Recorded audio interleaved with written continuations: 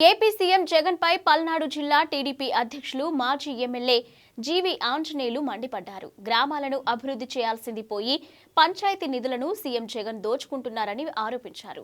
ఉమ్మడి గుంటూరు జిల్లా సర్పంచ్ల సంఘం పంచాయతీ రాజ్ ఛాంబర్ సమావేశానికి ఆయన హాజరయ్యారు. ఇక గ్రామ ప్రజలకు మౌలిక వసతుల కల్పన కేంద్ర ప్రభుత్వం 14-15వ ఆర్థిక సంఘం నిధుల ద్వారా విడుదల చేసిన 8,600 కోట్ల రూపాయల నిధులను సీఎం జగన్ సిఎఫ్ఎంఎస్ ద్వారా దోచుకున్నాడని విమర్శించారు.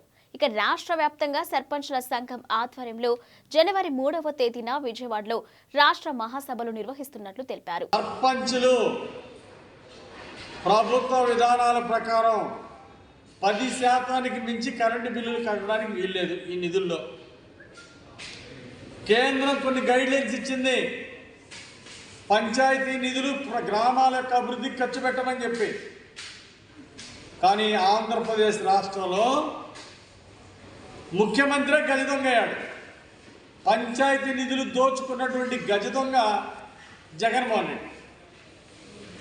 ముఖ్యమంత్రి గ్రామాలను అభివృద్ధి చేయాలి. కానీ మహాత్మా గాంధీ గారు ఏం చెప్పారు?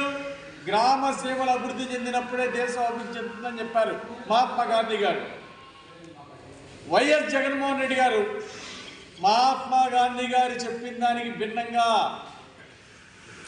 గ్రామాలకి నిధులు ఇవ్వకపోగా ఉన్న నిధులు దోచుకున్నటువంటి గనుడు ఈ జగన్మోహన్ రెడ్డి గారు. ఏమండి, సిగ్గున్న ముఖ్యమంత్రి ఎవరైనా ఇలా చేస్తారా? నువ్వు నిధులు లేదు. రాష్ట్రం నుండి ఈరోజు రాష్ట్ర ప్రభుత్వం అనేక విధాలుగా గ్రామ పంచాయతీలకు సపోర్ట్ ఇవ్వాలి. రాజ్యాంగబద్ధంగా మీరు కొన్ని నిధులు ఇవ్వాలి. రాజ్యాంగబద్ధంగా రావాల్సినటువంటి నిధులు, గ్రామాలకు రావాల్సిన నిధులు రాష్ట్ర ప్రభుత్వం నుండి ఇవ్వాలి. రాష్ట్ర ప్రభుత్వం నుండి సెస్సుల రూపంలో గ్రాముల మీద కానీ శాండ్ మీద కానీ అనేక రూపాల్లో గ్రామాలకి నిధులు రావాలా.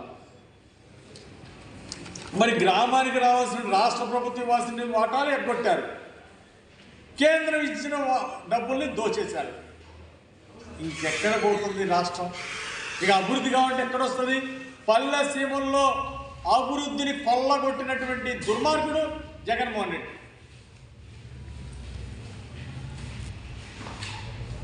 నిధులు ఇచ్చే ముఖ్యమంత్రులు చూసాం, నిధులు ఇవ్వకపోగా దోచుకున్న ముఖ్యమంత్రిని జగన్మోహన్ రెడ్డిని చూస్తున్నాం ఈరోజు దేశంలో.